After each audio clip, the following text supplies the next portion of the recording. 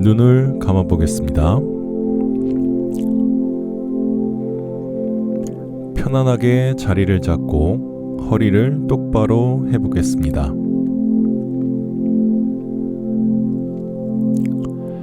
그러면서 몸 전체를 편안하게 이완시켜 보겠습니다.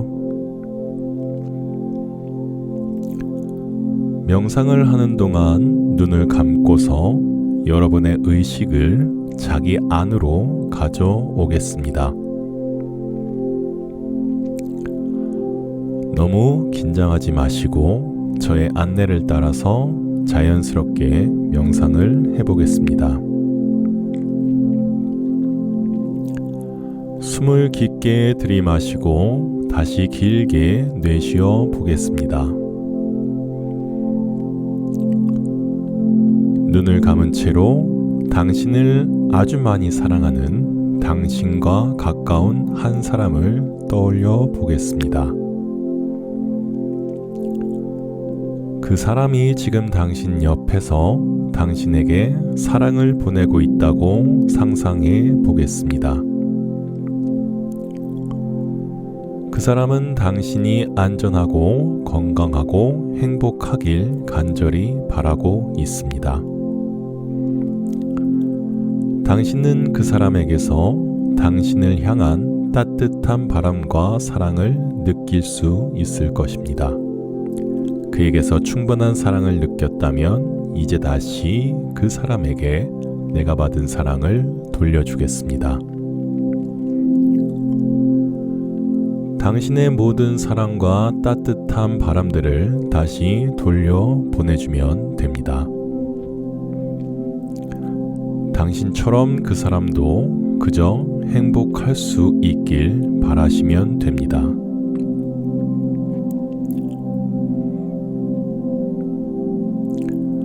내가 사랑하는 당신이 평안하기를, 행복하기를, 고통에서 자유롭기를. 내가 바라듯이 내가 사랑하는 당신이 안전하기를, 건강하기를, 평안하고 행복하기를. 내가 사랑하는 당신의 삶이 행복과 건강과 안녕으로 가득하기를.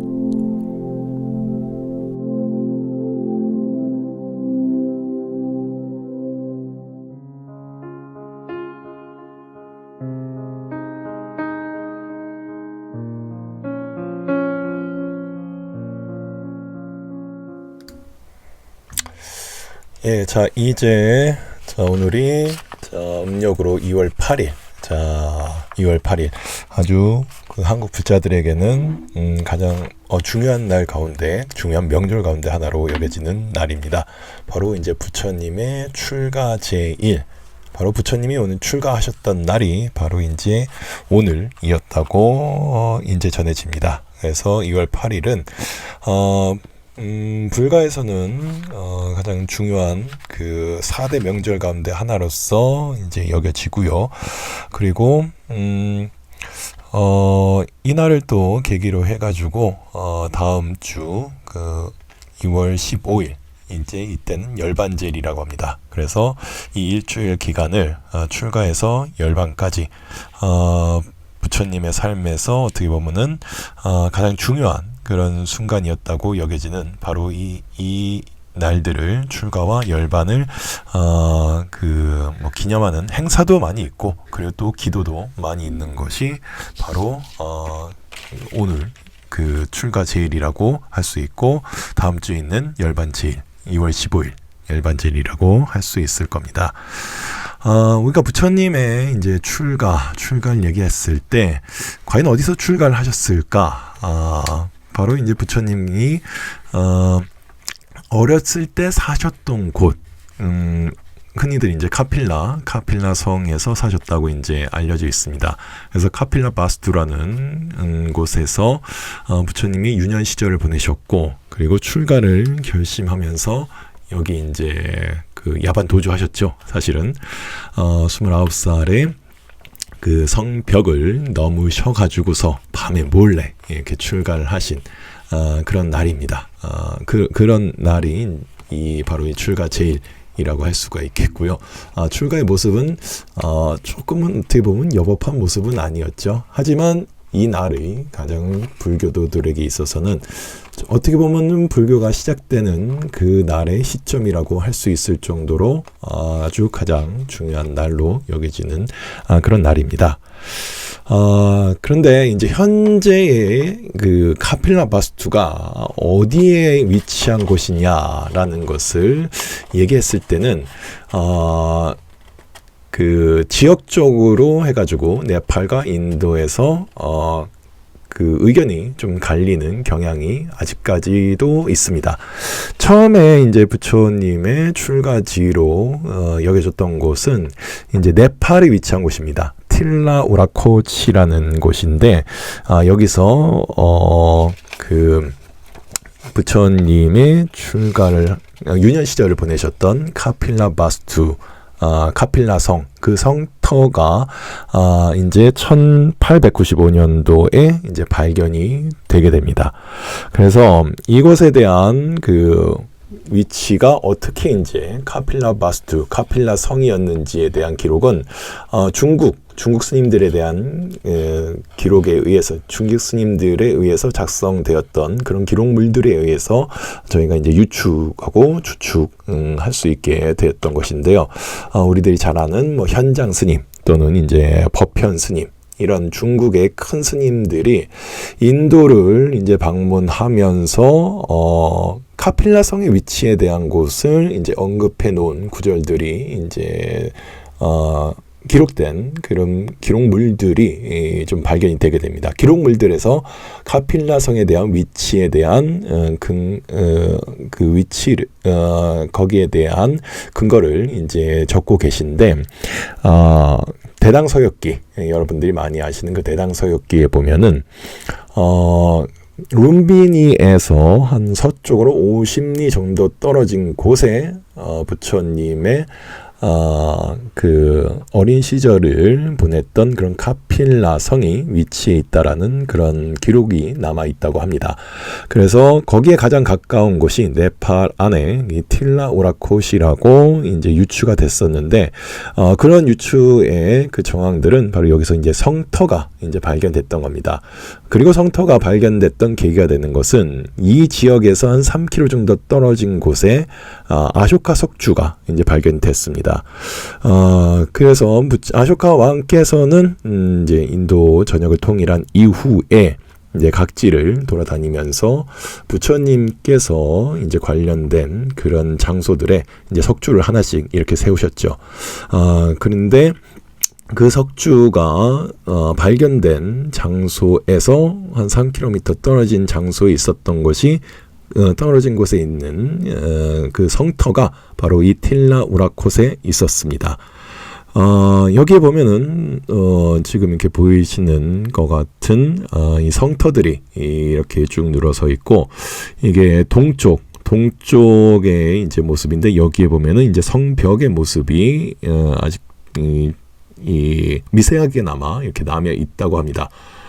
동쪽이 중요한 이유는 여기 동쪽 문으로 이제 그 출가를 하셨다고 하죠. 이 동쪽 벽의 문을 그 성벽을 이제 뛰어넘으셔 가지고서 출가를 하신 장소로 우리가 많이 기록 그 유성 출가 상의 그런 모습에서도 알 수가 있습니다.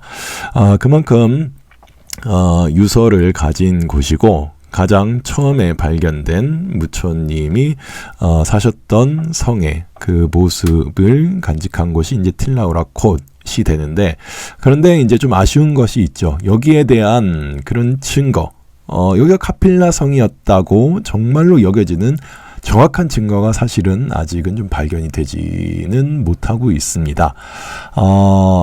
그 3km 떨어진 곳에 아쇼카 왕 석주가 있다고 했었는데, 그런데 이게 너무 멀리 떨어져 있죠. 3km면은. 그러니까 이 주변 그 근처에서 이 아쇼카왕 석주와 좀 연관됐을 만한 그런 조각물들이 조금은 발견돼야지 이것이 정확한 카필라성이라고 유추를 할 수 있겠는데, 그것이 아직까지도 사실은 발견이 좀 덜 되는, 100년이 지난 지금도 아직까지도 발견이 안 되고 있어서 추측으로서 가장 가까운 곳으로 여겨지는 곳, 카필라성으로 이곳을 이제 얘기할 수밖에 없는 지금 상황인데, 그런데 조금 더 아이러니하게도 아까 여기가 틸라우라콧이 1895년도에 발견됐다고 했는데 1898년도 윌리엄 클라스턴 페페라는 영국인 고고학자, 아마추어 고고학자, 초보 고고학자가 있었다고 합니다.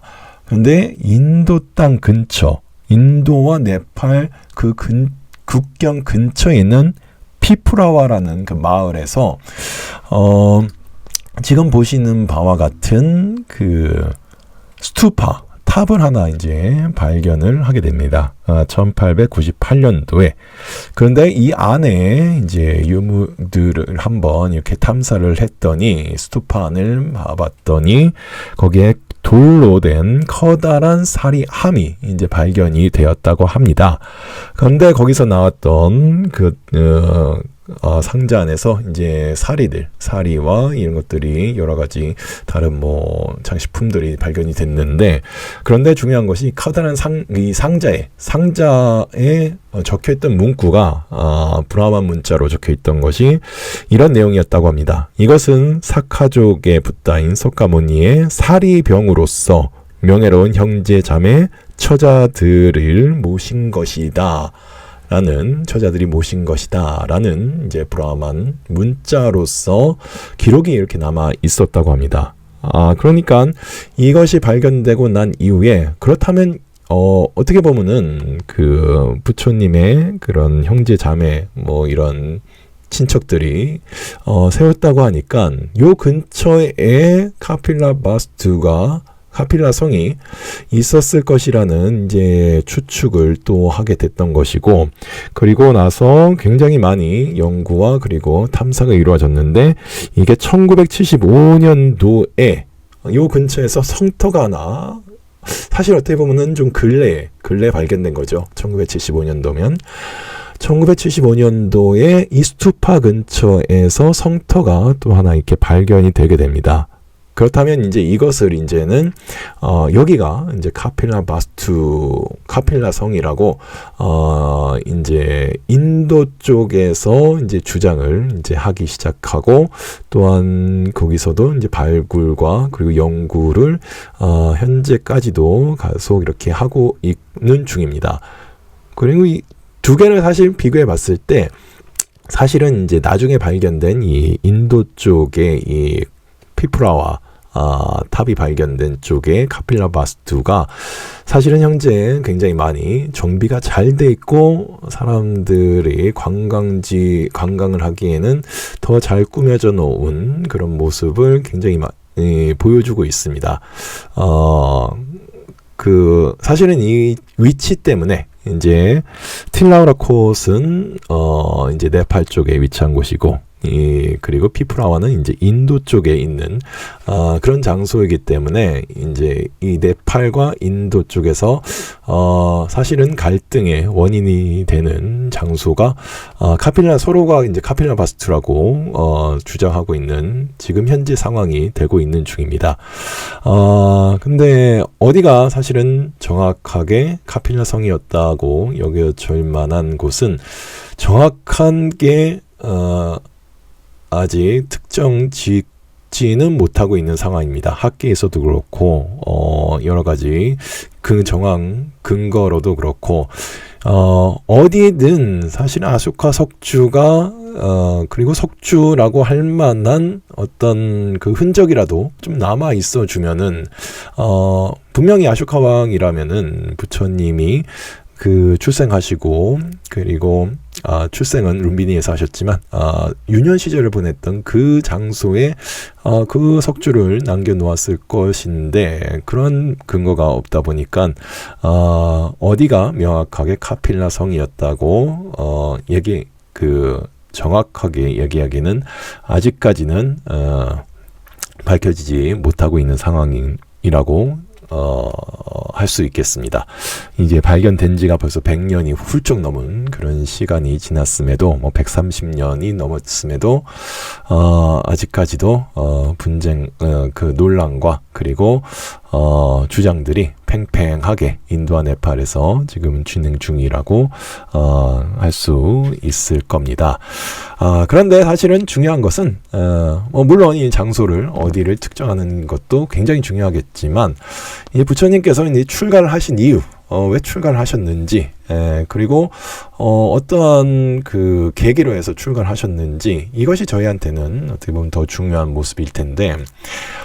부처님은 모든 걸 다 가진 분이시죠. 금수저를 넘어서 다이아몬드 수저로서 태어나셨던 확실한 부와 명예와 그리고 권력이 보장되어 있었던 삶을 타고나셨던 분입니다. 왕자로 태어났으니까요, 한 나라에. 그럼에도 불구하고 왕이 될 수 있는 그런 위치에 있었음에도 불구하고 부처님께서는 그 많은 것들을 버리시고서 그것에 대한 깊은 회의와 그리고 삶에 대한 어떤 깊은 고찰에 대한 그러한 생각과 관념들이 깊으셨기 때문에 결국 이 모든 것들을 버리고 이제 출가를 이제 하시게 되죠. 그런데 이제 출가의 계기가 되었던 정확한 사건은 가장 그 유력한 사건이라고 하면은 이 부처님께서 유년기를 보내셨을 때 잠부 나무 아래에서 그 수행을 하셨던 적이 있었습니다. 그 수행에서 깨달으셨던 바가 사실은 굉장히 큰 게 있으셨죠. 앞에 보이는 이 모습처럼 잠부 나무 아래에서 그 땅바닥에 이제 벌레들이 기어나 있는 모습을 보시고 그리고 그 벌레들을 잡아먹는 들짐승들을 이제 보시게 되시고 그 들짐승들을 잡아먹는 더 큰 들짐승들 그리고 그 더 큰 들짐승들을 잡아가는 독수리와 같은 날짐승들의 모습을 보시면서 인생에 대한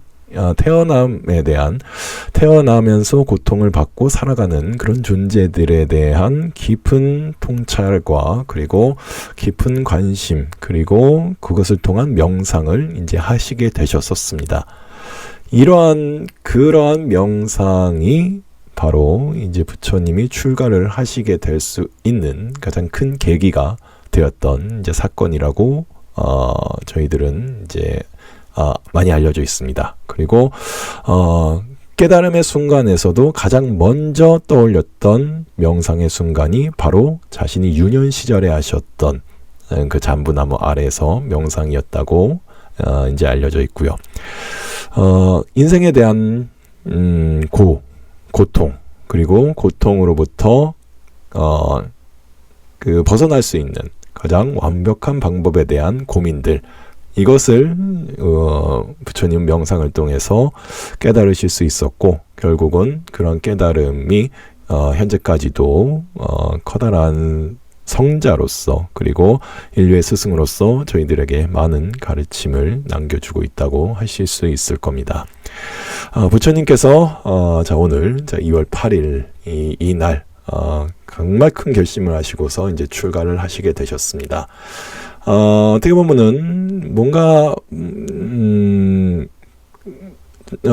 평범한 이제 범부들이 봤을 때는 부족함이 없는 삶을 사시는 거라고 여겨질 수 있지만 본인 그것이 모든 것이 갖추어진 것이 과연 그것이 행복한 삶이 될 수 있을 것인지에 대한 그런 깊은 고민이 있으셨던 이 위대한 그 시달타의 모습을 생각을 해보면 우리도 우리의 삶을 어떻게 가꾸고 그리고 만들어 가야 되는지 그리고 더 어떻게 가치 있는 삶을 살 수 있을 것인지에 대한 깊은 고민이 정말 필요하다고 이제 생각이 드는데, 자, 부처님의 이런 출가에 대한 모습을 한번 떠올려 보면서 우리 스스로의 미래와 그리고 더 만족감 그리고 행복감을 느낄 수 있는 삶이 무엇인지에 대한 그런 깊은 고민을 이날 오늘 2월 8일 부처님 출가제일에 같이 한번 해보면 좋을 것 같다라는 그런 말씀을 드려보고 싶습니다.